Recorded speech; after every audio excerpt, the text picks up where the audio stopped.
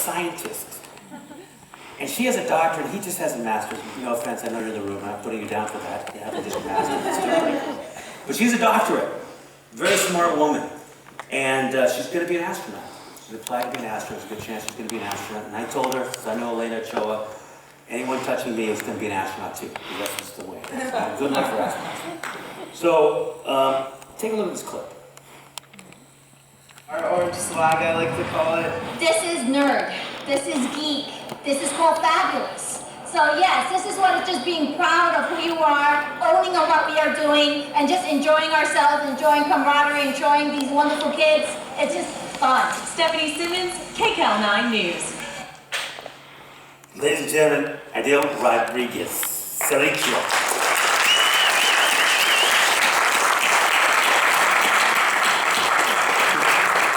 So tender coming out here. I don't know if I do Rodriguez, but I'm ideal. Oh yeah, yes. Sorry. I looked down for a second. So now we were talking backstage. You're a gene expert. You're a doctor, right? Yeah. So I'm looking at your family. This is your family. This is your husband and your 2 boys, right? Yeah. Oh my God. Yeah, look at that. I know. That is, yeah, I know. They're 18 and 16 now. They're 18 and 16 now? Yeah.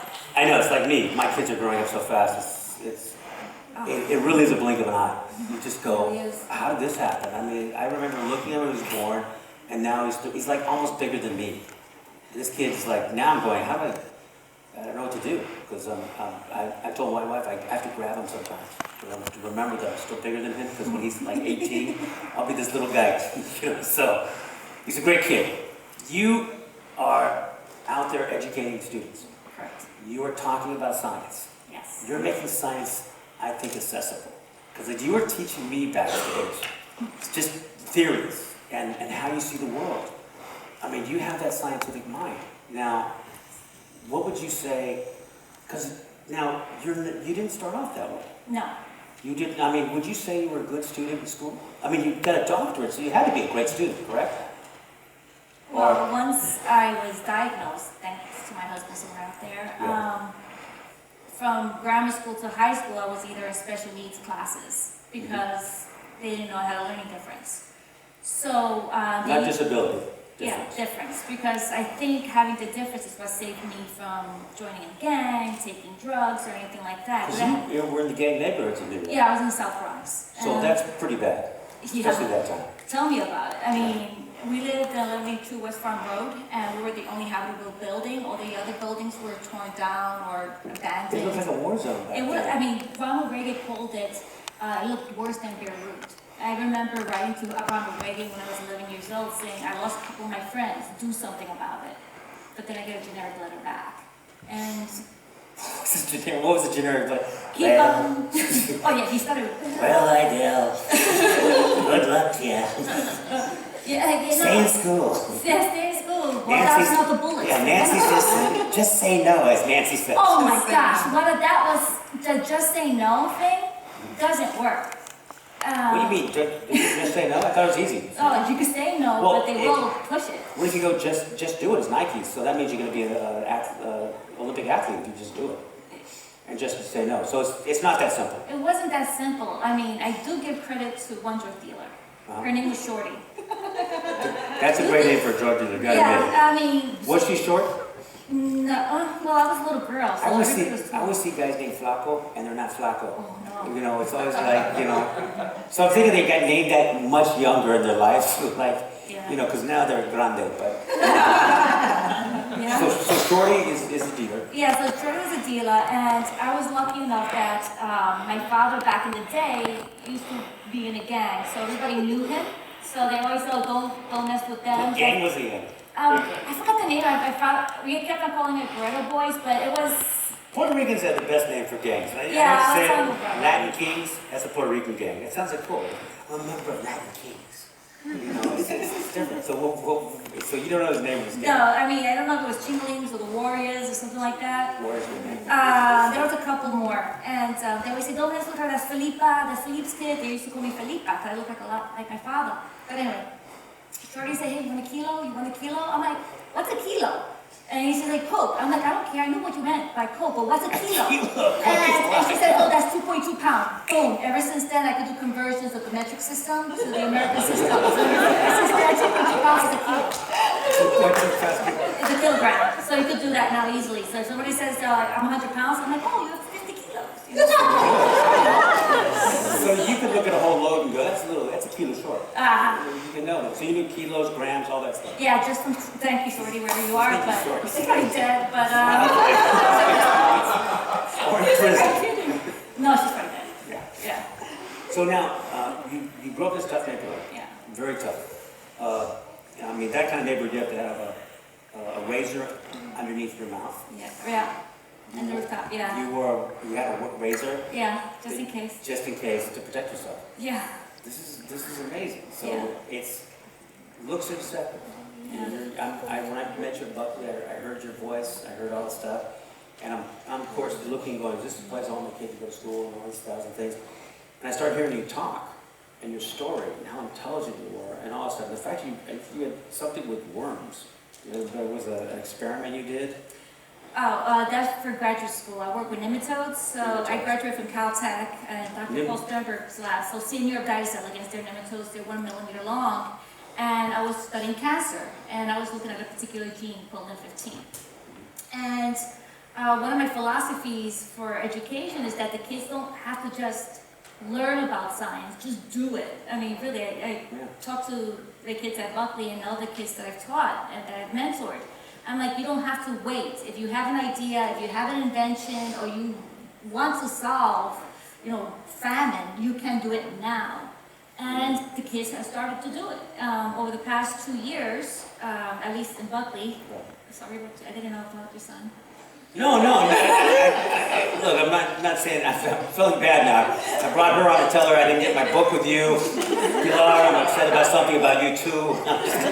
He called me Rodriguez. Yeah, no, I called you Rodriguez. That's how I got back to you. I called you Rodriguez. But no, it all worked out. Yeah, I saw it. but one thing is that the kids are actually doing research. We have one girl, I don't know if it's okay for me, well, one of my girls from Applied Science, she's going to be published, 3 papers soon. We have another student, an epitome of STEAM, actually created a pen for his artwork, and he's having that patented. I have another kid, because you could do it now. It doesn't matter your age, you just can do it now. You have the idea, you have the heart. You may not be academically strong, but if you have the passion, you can do it and reach those milestones. Yeah, because what's great is, first of all, the thing about my son, here's the nice part of the story. My daughters want to go to Buckley. And the reason they want to go to Buckley is they see you. And I think when you see someone that could be you, I think it's so important in education that we have Latinos as teachers. Because all of a sudden, when I grew up, I never had a Latino as my teacher. I mean, until college. I believe. I never had a Latino teaching me until I was in college. And that's the sad state of affairs, because we're not seeing ourselves teaching. So my daughters want to go to Buckley because they saw you. And the beauty is they want to go for science. A lot of girls are not going in science. And I think women would excel at science. And as you have proven. I mean, science is beautiful. For me, it's like a dance. And imagine, what brought me into science was a cockroach. It's true. I was a little girl in the South Bronx. My sister, my brother, and I stayed in one room. And the landlord was a slumlord. I remember him. His name was Goldberg. And there's stories there. Trust me, I have a lot of stories. And I remember, I guess he let off a bug bomb. And then I saw a bug there, laid worms, and left. And I'm like, wow, that's pretty cool. So I took my atomic chem box and I covered it. And every day I kept on checking it out. And then like 14 days later, these little wormy things, little cockroaches started to come out. And I'm like, wait, I only had 3 worms, but now I have like 15 worms coming out. And it's because they have little egg capsules. And when they hit the atmosphere, they turn brown. And I'm like, mommy, guess what? She's like, ¿qué tú quieres? I'm like, Mom, guess what? Cockroaches? I thought they were worms, but actually I think there's more inside of these little wormies. And she's like, how do you know? So I'm like, I got the whole family. Boom! And she got the rays. She's like, we don't have enough. But that was started me interested in science. That's called a life cycle moment.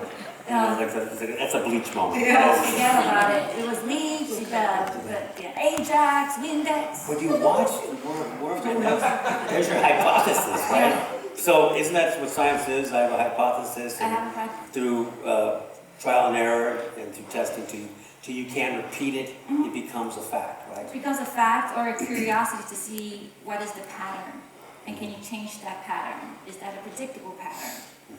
Can I use it? Can I use it for the betterment of humankind? Can I make it easier? And you do. I mean, we were talking backstage. What I love about you is you take your enthusiasm for your subject is so passionate that it makes you want to learn. I was just talking to you a little bit. I was like, oh man, yeah. We were talking about. I mean, of course, I'm a comedian, so I was asking her, if you take a mosquito that was trapped in amber and it took the blood off a dinosaur, and you dug in there and you took out the genes of the dinosaur and you put it into a chicken egg, could you make a dinosaur and maybe put it on an island and create a park, like a Jurassic type park? And could you make this? And am I right? Oh yeah, but not the well, with chickens, they evolved from dinosaurs, so actually they are turning on and off genes. And some of the archaic genes that shut off can be turned on, shut off the new genes that give the characteristics of the chicken. And you can actually see features of dinosaurs, which is actually kind of cool. Yeah. And as I was saying, I mean, think about it, there's only 4 little chemicals, A, T, C, G, nucleotides. These nucleotides are just sugar and phosphate, a little nitrogen base. It's not much. You can make it in a lab or in your kitchen. There's a quiz after the show, so I want you guys to it was four, right? Four little chemicals. 4 chemicals. That we all share, from the cockroach to the bacteria to you and I. And what's beautiful about it is that certain sequences can be interchangeable between species, and these are the Hox genes, or the homeobox genes. You guys got that homeobox genes? No, sorry, it's just patterning. But I think that's gorgeous, talking about unity in this planet, how no one is different, we're all the same. We just have different shades, because we all made up of 4 little chemicals that we can interchange with one another. So there's just one race, the human race. That's right. That's right. And then, now we talked earlier, we're the Homo sapiens, correct? Yes. We're Homo sapiens, and there before us was I gotta look up Neanderthals. Neanderthals. There's more to it. We share genes with the Neanderthals as well. Yeah. So that means the Homo sapiens had to get with the Neanderthals. Yeah, have fun. And this is way before alcohol was invented. So, But there were special plans. So there were special plans. So you take a special plan and you go, man, that Neanderthal girl looks really fine. So, wow. Because Neanderthal, they're kind of thicker, right? Well, see, remember Shallow Hal, the movie? Yes. Yes. Love is from the heart, beauty is from the heart, not the way they look. See, that's beautiful. I've been giving a scientific lesson.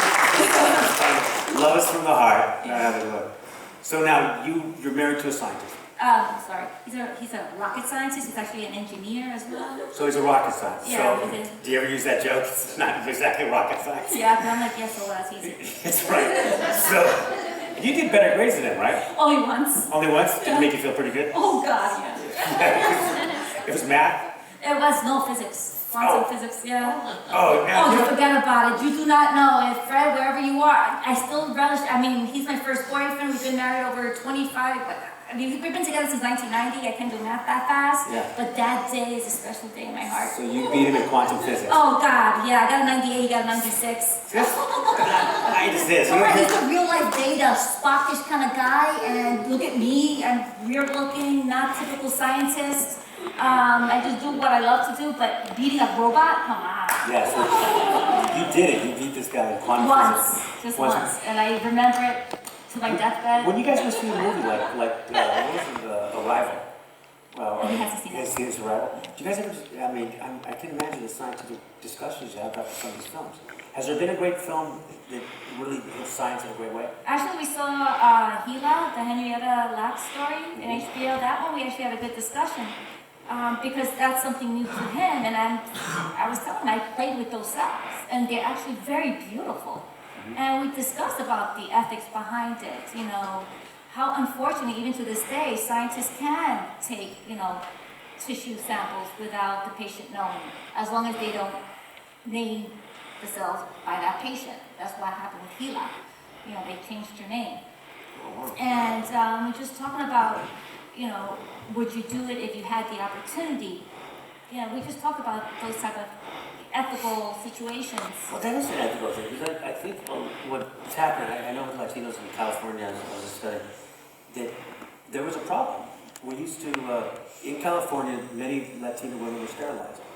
En Puerto Rico también. Yeah, Puerto Sorry, Rico. en Puerto Rico después de la operación.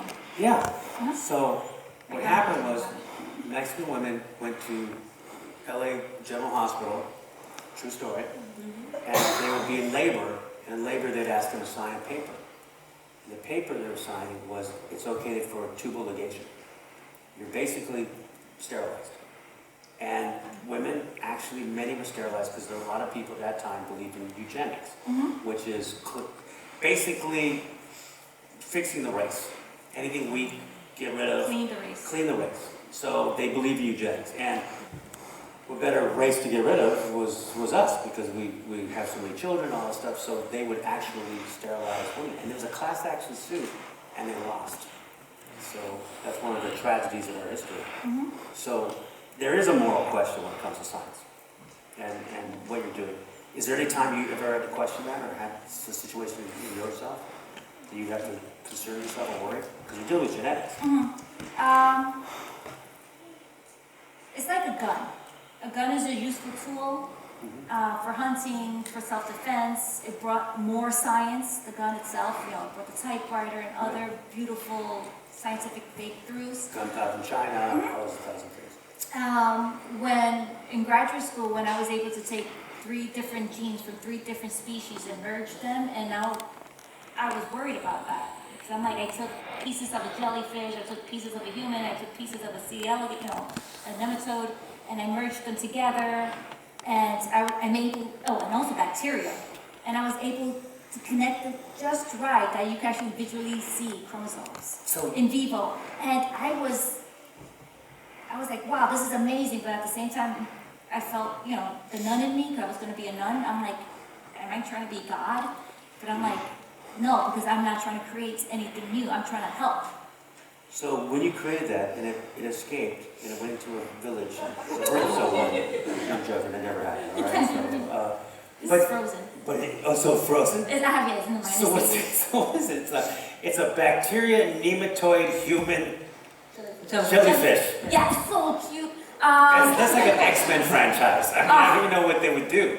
Oh no, I mean, it's just a tool. We have all the little bits and pieces. I have some at Buckley too, the DNA and the little versions. We have worms frozen with it integrated. It's a great tool. And it's really cool. You gotta check it out. Just you look up my name, you see chromosomal arrays. It's really pretty. So now let me bring up something in a personal thing. You were involved in a horrible accident. Yeah. And we're talking hard up here. You went to a fair, and you're on a ride. Was it Orange County Fair? Orange County Fair. Orange County Fair. You're on a ride, and the ride is you're dropped from 140 feet. 140 feet. You go down, and a net comes up and catches you at the last minute, right? Yes. Or the net should be up. Should be up. Yeah. They dropped you, no net. No net. Yeah. Crashed on the floor, 140 feet, Yeah. and Both my boys saw it. and My husband. then your husband saw it. Everyone saw it. Yeah, my husband had the 2 boys on either arm, and Fred, this is their stories telling me, Fred said in his breath, oh my God, Ideal's dead. And then Joey and Owen heard it too, so, yeah. Wow. Now, an emotion like that, something happened like that. Now, this is my fear when I go to parks and rides and stuff like that, because I got this image of some carny guy going, yeah, let's get on the river thing, and moving things around. And I got some nuts in my hand. What is those for? And what I'm on goes flying off, and you get hurt. You actually had that happen. Yeah, I remember the guy, right? He was raised, right?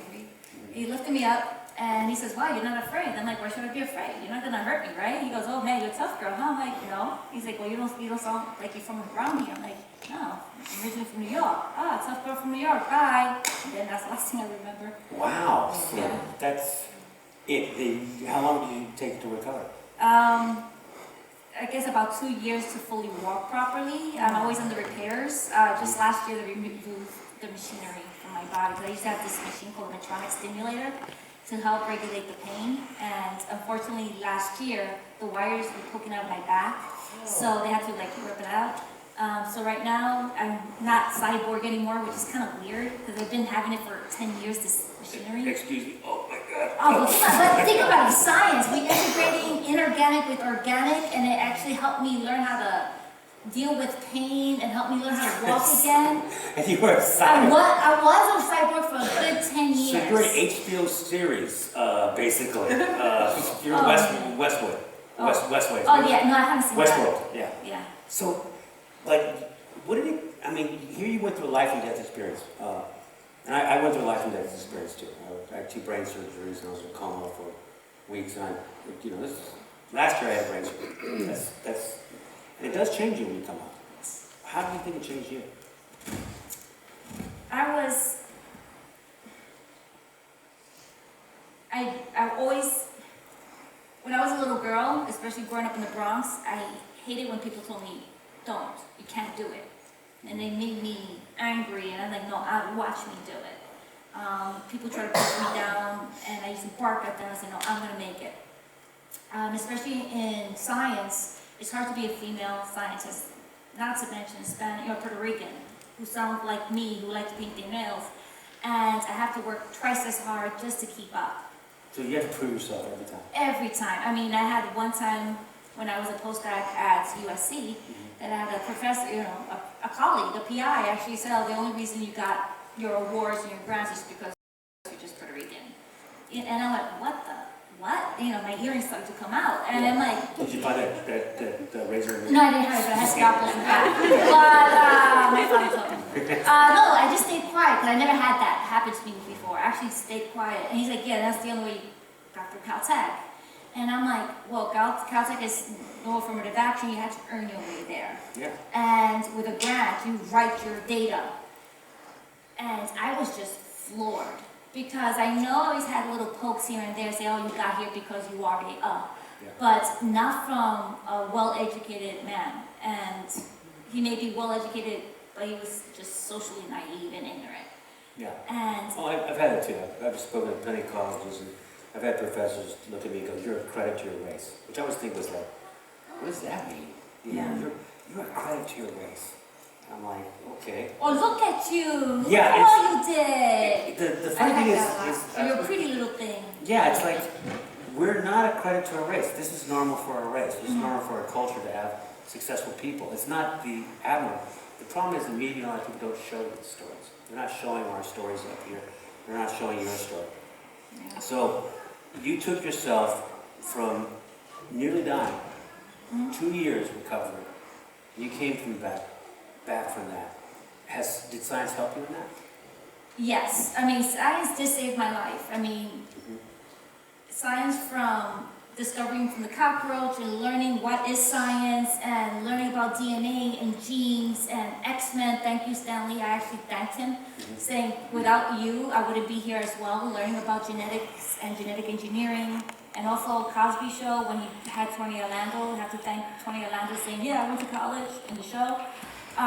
It saved me from, and also having learning disability or learning difference, because I had to work twice as hard to get to where I am, and didn't have the urge to join the gangs or drugs. And because science... And you had a situation where you could join Jane. It was easy. Yeah. It was very easy. I think It's so easy money. I sometimes joke with people who don't join gangs, and I'm assuming, of course, I know you're not going to join a gang. But you actually, in your case, you could have joined. Very easy. And science also, I had to make a choice, because when I fell, I was starting up my lab. I wanted to start up a lab with my atomic dystrophy. I was able to clone something on a C. elegans with Sita Reddy and Larry Kettis, and all that, the individuals who were going to fund me, they say, well, I'm sorry you can't make your deadline. I'm like, I have a good reason. I fell 140 feet. Oh, I hope you recover well. Too bad. That's it, And I'm like, crap. All that work, I felt worthless. I like telling Fred I'm broken, divorce me. I felt suicidal. So I'm like, I feel... You actually told him to divorce you? Yeah, I'm like, I'm broken. I'm like, I'm crap. Look at that, I can't move. I was, I used to kickbox, and I used to do all this stuff. And now I felt like a trapped animal. I felt like a trapped tiger in a cage. I had the heart, I had the desire, but my body's broken. And then my heart felt broken when all that work that I'd done just went down. And I'm like, I worked so hard to be a scientist. That's my dream. And then eventually going to space, it was gone. But I'm grateful for that at the same time because, I learned how to walk again. I'm grateful I found, worked with Cal Poly Pomona. I worked with Dr. Craig Lamagna with Cobra in the lab, studying mitochondrial disorders and using C. elegans again. Went to Caltech, learned how to code, programming, who's the way to go, all the girls should code. 0101. That's the code. Yeah. 0101. Zero and That's all I got so far. so far, well, there's too many other words. But it taught me to take a step back and say, don't forget the girls, don't forget where I came from. Because I was so focused to prove that I'm not the stereotype. I was forgetting about all the others who may not have the same drive because they just don't, right? Or just never had the opportunity to see the beauty of science. So I took a step back. I'm like, you know what? I didn't want to teach. And I'm lucky that I could teach and do research at the same time. And showing to the kids that you don't have to wait. You could do it now. And especially because I lost my niece recently. And one thing with me is that I always gave back to the inner cities. I always went back. I came from nothing. I don't want to lose any other kid who may not have the same socioeconomic status as others, think that they're worthless or that they can't do it. And all they see is the drugs, not the other path. So unfortunately, my niece took the wrong path, and I feel sometimes so guilty that I couldn't just do more, my whole family, but I don't want that ever happen again, because if science could save me, imagine how many other people it could be saving. And also, what's great about you is the fact that it's a woman teaching science, and that gives girls a chance to look and go, that could be me. That could be me. I want to thank you for coming on the show. Thank you. Thank you for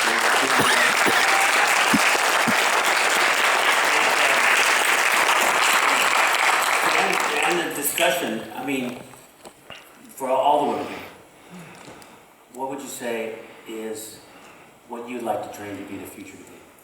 How you'd like to see it? Because as women, the lessons you've learned in the future you want to see. That would be the question. The lessons you've learned in the future you want to see. Because like in my case, I learned when I was, nearly dead and dying, it was a decision to get up and walk. You have to make that decision. I remember really clearly, I was in the hospital and I came out of a coma and I'd been there for a while, and I said, I need to go to the bathroom. Sounds like a pretty normal thing. The nurse said, just go ahead in your bed, we'll clean you up. And I went, no. And I'm like, and I remember crawling to the bathroom and doing all these things, and it was like, I had a decision. And you have to make that decision. And that's what I've and you also have to trust. I've learned to trust life. And there's a reason we're back. There's a reason we're doing things. There's a reason you guys are doing it. And the work you do with immigrants and your story is so important. Because you're from Venezuela. You understand what an immigrant is. And you're changing America with the #1 Spanish language paper in America, La Opinion. And my parents were refugees from the Spanish Civil War. They came to Venezuela, and then I'm an immigrant here, so it's a never-ending cycle. What I would like people to understand is that we're all the same. We have all the same there you go. The scientist knows better. But we are all really the same, and we all have a story, and we all strive to do as best as we can, or as much as we can, and it's not easy. It's not easy to take up your life and move somewhere else. You do it because you feel compelled by something, some motivation, or maybe some need, or maybe you're just hungry. But to denigrate people, to put them in jail like we are doing, we're putting immigrants in detention centers that are literally like the worst jails. They call them detention centers, but they're really not. They're jails. There's a lot of people making a lot of money. Yeah. There's 2 major corporations making huge amount of money putting these immigrants in jail. Most of them are not criminals. A very small minority are committing crimes. And it breaks my heart to see these stories day in and day out. And I talk to people who are in detention, and I talk to people who get deported, to families who get split, and I just cannot understand how some people in this country can just see that and think it's okay. For the future, you want to see a compassion. I want to see more compassionate Kindness. I want to make America compassionate again. Make Let's it put it that way. fight, and I want us all to go back to the child that we all once were, and remember all the dreams that we had when we were 5 years old. And I know many of us aren't doing those things that we dreamed about when we were 5, but it's never too late to dream those dreams and make them a reality. And I think we're able to do that. Beautiful. Final thoughts? I wish we didn't have to have a Latin Thought Makers. I wish that if someone had the dream and had that compassion, that's all we could be doing is just working together and say, hey, you have an idea? Yeah, I have an idea. Okay, let's go for it. And that's it. You know, I know I am like very geeky and nerdy, but I do love the idea of like a Star Trek universe. Everyone is equal. Everyone has the same thoughts, same ideas, same compassion, same blood, no matter if you're alien or not.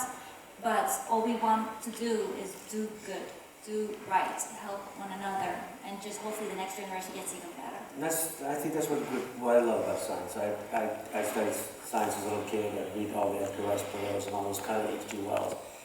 And I liked it was talking about the world not as it is, but as it should be. Mm-hmm. That's what I think science is. And I thank all you women for coming here today. A great evening. Thank you. Did y'all have a good time?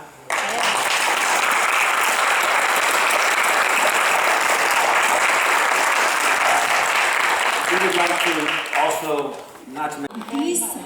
The Latino Thought Makers would like to present you each with a certificate of recognition for all of your individual achievements, and thank you for being such an inspiration to women and to humanity.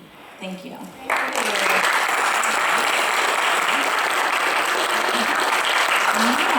with that being said, may I have Melissa and Sandra join me on stage, please? Melissa and Sandra. Thank you so much. Melissa and Sandra are Oxnard College students who were recommended by the student government for their phenomenal achievements as individuals with their unique stories to tell. So I want to thank the community members that came out to support Latino Thought Makers in our season finale. I want to appreciate all of you and acknowledge that every single one of us has a unique story to tell. And I'm confident that everyone in this room serves a greater purpose. With that being said, wouldn't you agree that someone is special if they survived 1 heart transplant? How about 2 heart transplants? Now the lady standing next to me is a survivor of 3 heart transplants. She not only is a great motivation to those around her, but she makes every minute of her life count, as she always works to be in service and is involved in her community. Sandra Mayorga is the current Oxnard College Vice President and Chair for the Interorganizational Council. That's right, she helps charter and manage all 22 clubs on campus at Oxnard College. Sandra will be graduating from Oxnard College with an associate's degree in sociology. She is the former sociology club president and since then has taken an active role in student government. This is a lot. I'm proud of her. Not only does Sandra maintain a 3.35 GPA, she volunteers endless hours a week in community service, as well as care for her son as a single mother. Sandra has been integral in starting up the very first Oxnard College meal voucher program, does weekly coffee with ASG, and has helped put together the annual Cinco de Mayo celebration for the past 3 years. Sandra is a true leader, and she leads from the heart, literally.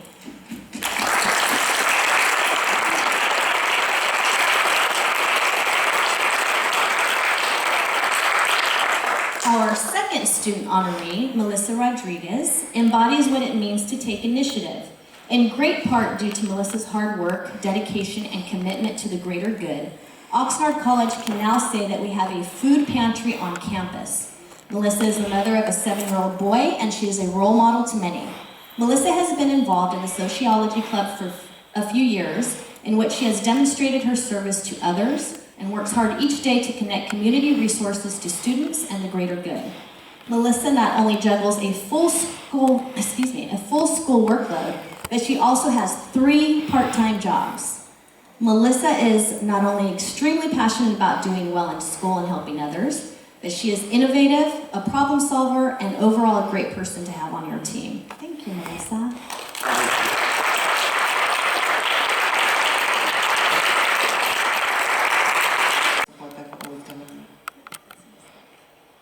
I just want to say thank you. Well, Thank our ladies again.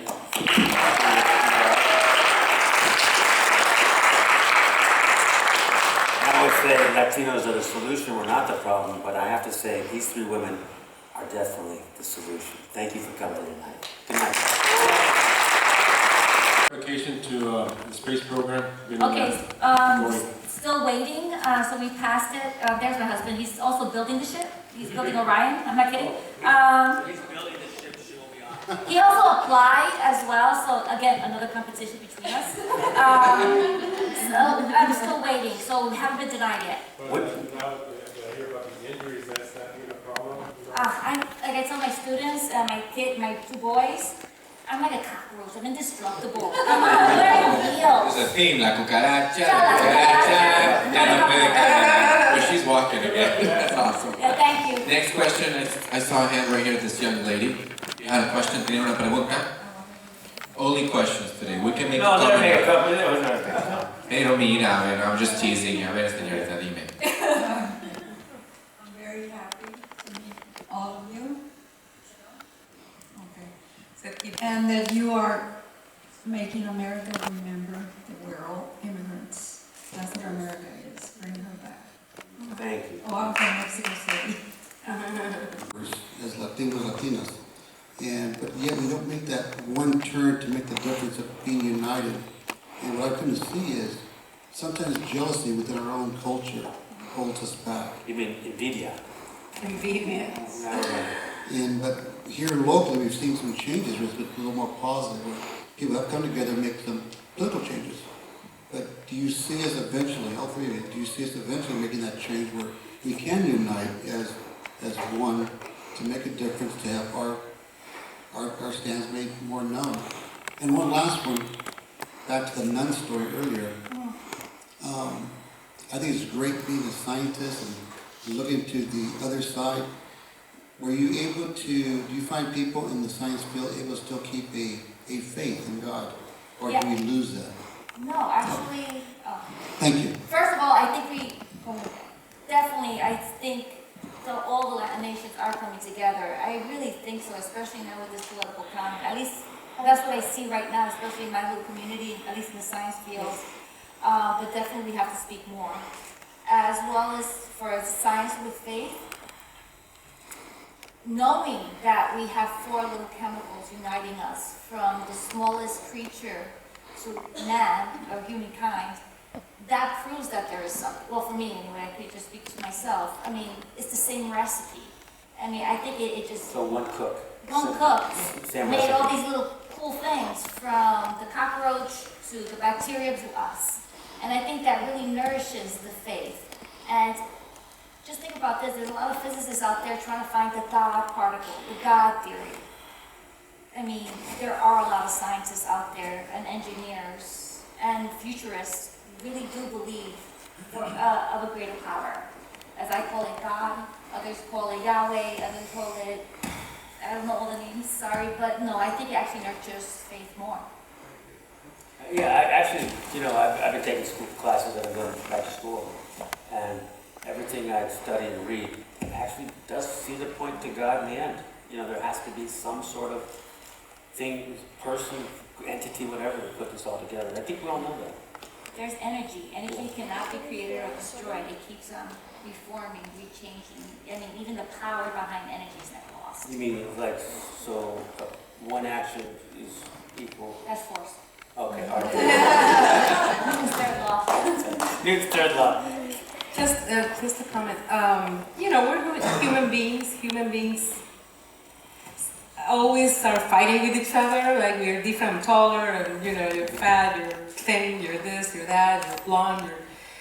But I think I was just telling them inside that I come from Venezuela. When I came to the United States is when I realized that I was a Latina, right? Because in Venezuela, I was from Venezuela, and then everyone else was competition, Colombians or Argentinians. Or this. When I came to the United States, for the first time, I had this feeling of this Pan-American belonging, and then as I live in this country, already 30 years, and I get to know other communities from other places, I don't feel like I'm just Latina anymore.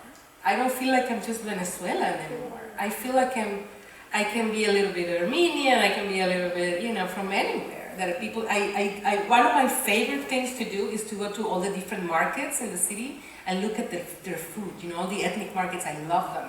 And find out about their food. I go to the Filipino market and I go to the, Wasn't that our favorite thing in Israel for me? Yeah, we went to a market. I mean, market. The best thing to do is to go to a market in a community that you don't know and just explore their food and what they eat in the holidays and what they do, how they gather, and just... I did find the lox and bagel, which surprised me. The what? When I was in Israel, I never found a lox and bagel in the market. Yeah, I think that... Just here? Yeah, I think they created that here. But it just shows us that we all, and food is something that's common to everyone, right? We all love food.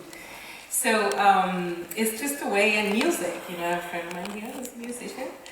And music unites. So there are so many things that unite us. We're always going to be different, but being different is okay. There's nothing wrong with being different, Colorful.